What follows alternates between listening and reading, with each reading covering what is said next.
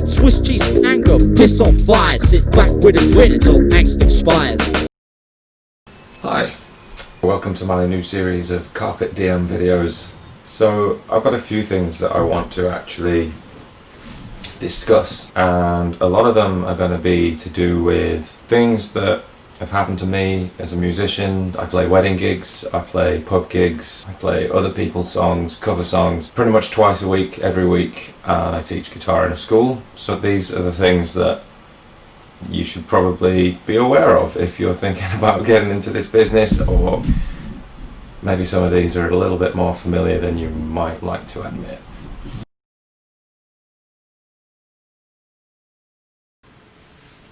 So, news of the week. Have I got any news of the week?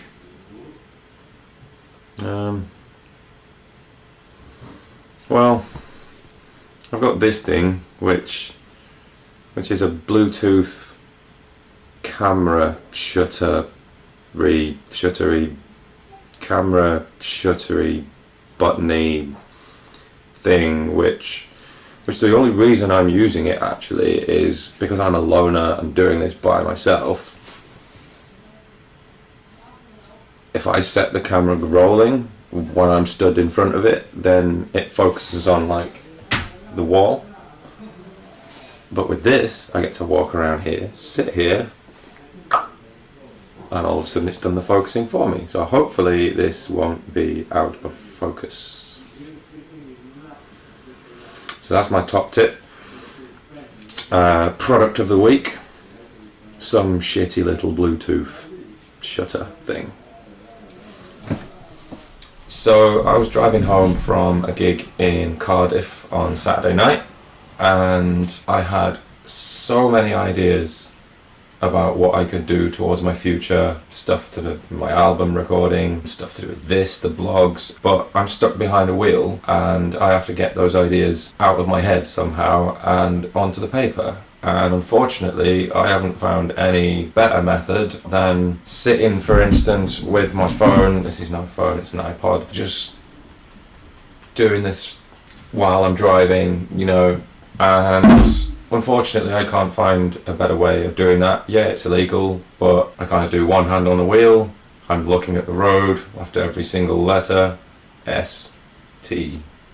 I'm not spelling my name out. But yeah. So I found it was really useful, and if I look at actually what I wrote down from Saturday's gig, I had 1, 2, 3, 4, 5, 6, 7, 8, 9, 10, 11 ideas on a 3-hour journey home, which, if I hadn't written them down, would have disappeared into thin air. I'm not going to tell you them, that'd just be giving it away, wouldn't it? You have to think of your own. But there's a few that I'd like to talk about.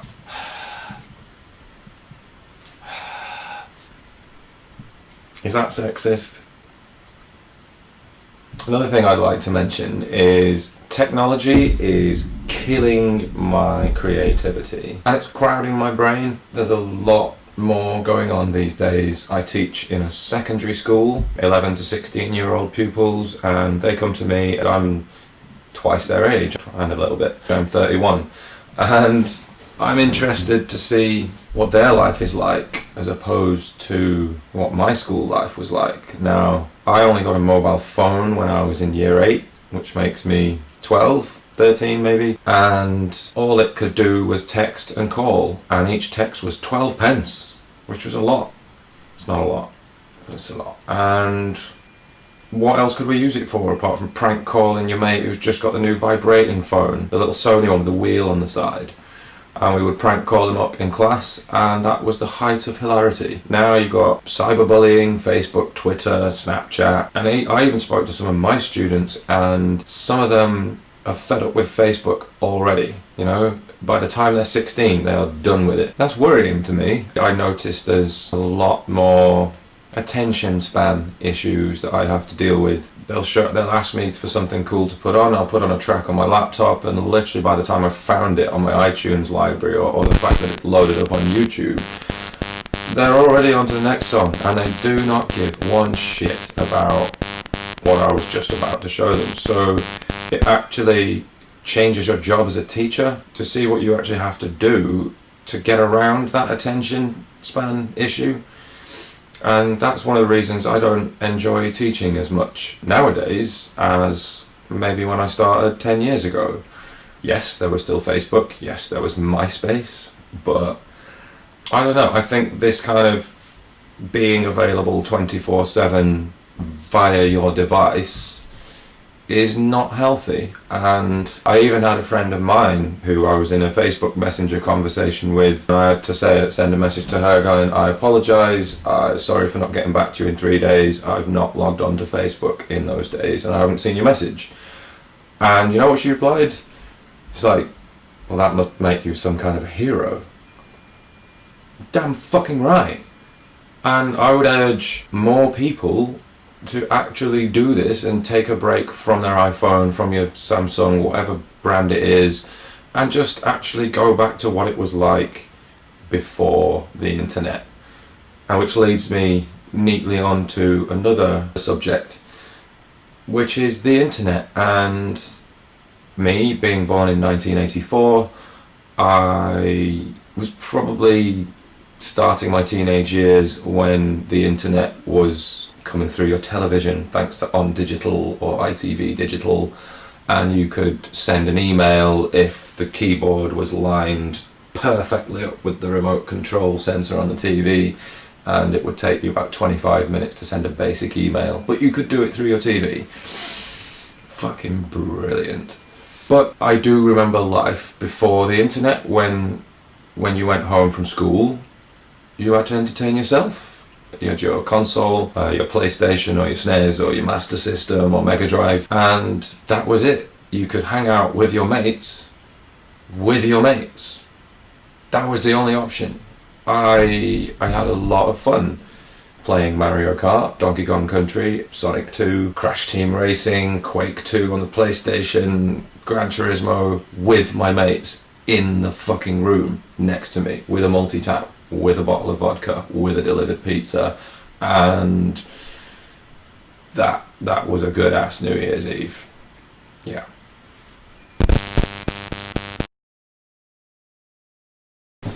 Am I in focus? Am I in focus?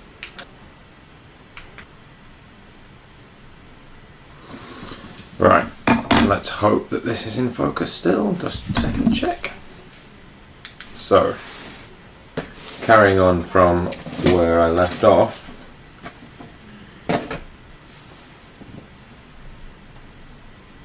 I don't know where I left off.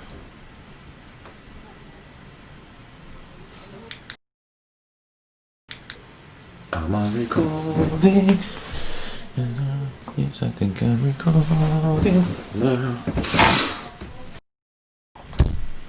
Going back to what I was saying about technology, another thing that I found from the drive home on a gig is that actually the amount of information that you have available to you as you drive home is a little bit like how many programs you might have open at any one time on your computer. So you got Word, Excel, Photoshop, iTunes, all these other programs open at once. Your computer's going to be a little bit like, mate, you stop asking me to do so much, you know, which your computer will be well within its rights to sort of ask that.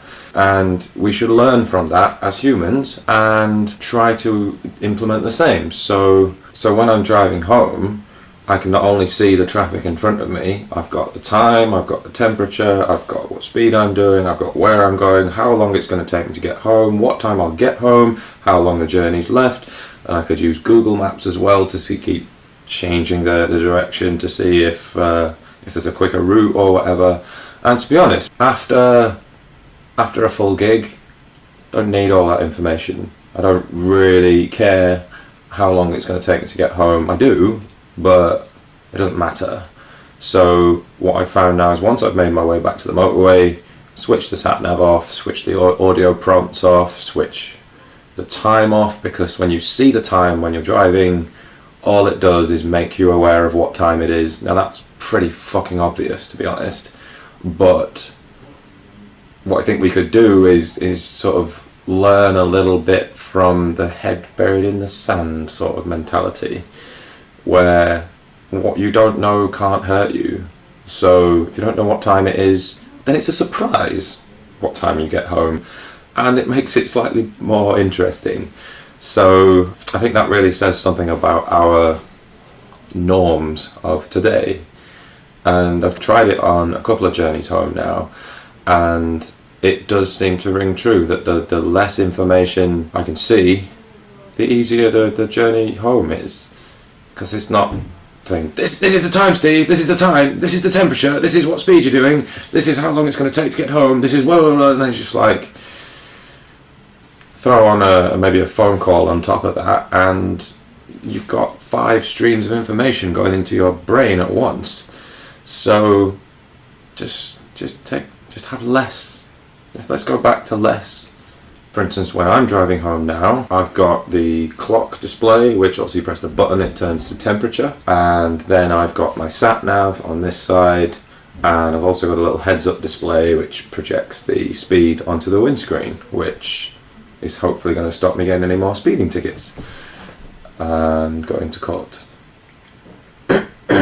Which, you know, policemen who are on patrol on the motorway, do you think they actually realise that not everybody creeps along at 71 miles an hour? Surely there would have been a point where they weren't police officers at some stage, so they drove like everybody else, you know, 85, 90 miles an hour, generally in the evening when it's dark, after a gig probably. Or is that just what they expect the whole rest of the motorways doing when they're not on it? I don't know. I'm not a doctor. My brother is, but I'm not. It makes me kind of come back to the idea of the internet, breaks from the internet, having internet time maybe. A year 11 student of mine in my guitar group the other day was talking about his homework routine and the fact his parents implement like a very strict, this is when the internet is available for you, and outside of these hours there will be no internet for you. So that means for him, when he's having to do lots of his research on Google and Wikipedia, that there is a specific time that happens. So yeah, he even said that there's lots more after school clubs these days, so you're not finishing at 3:15, you're finishing at close to 5 p.m. most days, go home, straight into homework, then have your dinner or whatever, and then straight back into more homework, revising, and there's only a couple of hours when the internet's on. And at that point, I had to just take a step back and just go, dude, when I was like in year 11, I came home, I got home at 17 minutes past 3, and I played on my guitar until 12 minutes past 5 when my dad arrived home, and we got dinner on, and that's what happened. And after that, we'd watch a bit of TV and then go and do some more guitar practice, and I would get my homework done at some point, but I had a lot more time in the weekdays to do whatever the fuck I wanted with, which allowed me to spend at least nearly 2 hours before my dad had even got home practicing my guitar. And I just don't think students of this sort of day and age actually get that free time to do whatever they want with, and I think that it's important to have that time because that's downtime. You know, you do whatever you want with it. And it also comes back to this idea that, well, we all know life's a little bit like a big conveyor belt, a bit like the Generation game, except it's not cuddly toys and everything and frying pans coming towards you. It's just barrage of utter fucking shit and just problems that need sorting out, fires that need putting out, and general arse around tomfoolery being a fucking bellend coming towards you. And it's tough, and at some point you have to just be able to just press stop on it and go, you know what, that's all I can do for today, sorry. Only my life.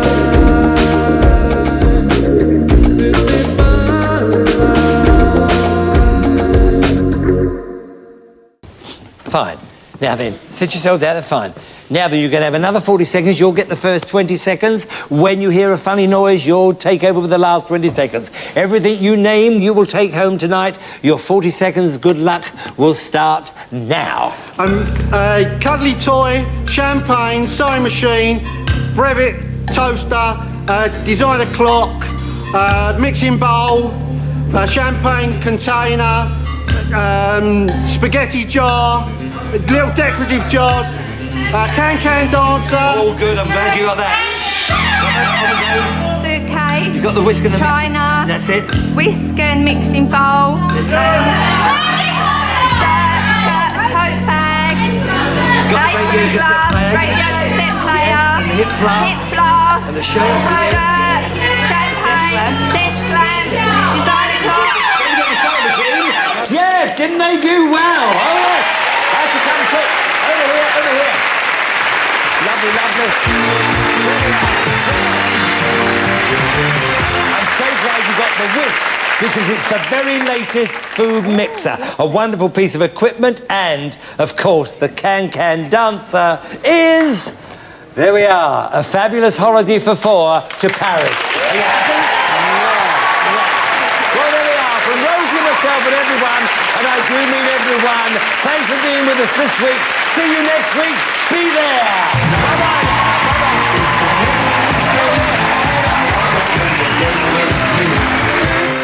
Live from Crinkly Bottom, stay tuned for the house party coming next on BBC One.